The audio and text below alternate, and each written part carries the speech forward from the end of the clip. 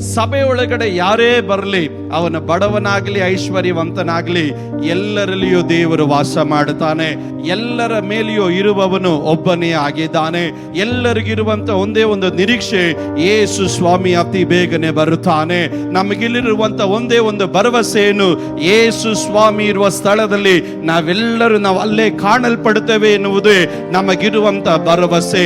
ಈ ಒಂದು ತನ ಎನ್ನುವುದು ಯಾವಾಗ ಸಭೆಯಲ್ಲಿ, ಸಭೆ ವಿಶ್ವಾಸಿಗಳಲ್ಲಿ ಬಿಟ್ಟು ಹೋಗ್ತದೋ ಆಗಲೇ ನಾವು ಅರ್ಥ ಮಾಡಿಕೊಳ್ಳಬೇಕು, ನಮ್ಮ ಒಳಗಡೆ ಕುಚೋದ್ಯಕಾರರು ಬೇಡದಿರುವಂತ ನಿರೀಕ್ಷೆ, ಬೇಡದಿರುವಂತ ಮಾರ್ಗ, ಬೇಡದಿರುವ ಚಿಂತೆಯನ್ನ ಸಭೆಯೊಳಗಡೆ ತಂದು ಅವರು ಸಭೆಯನ್ನ ಮುರಿಯುತ್ತಾ ಇದ್ದಾರೆ ಎಂದು. ಅವರ ಕುರಿತಾಗಿ ಯೂದನು ತಾನು ಹೇಳ್ತಾನೆ, ಅವರು ಯಾರು? ಅವರು ಪ್ರಾಕೃತ ಮನುಷ್ಯನಾಗಿದ್ದಾನೆ ಎಂಬುದಾಗಿ.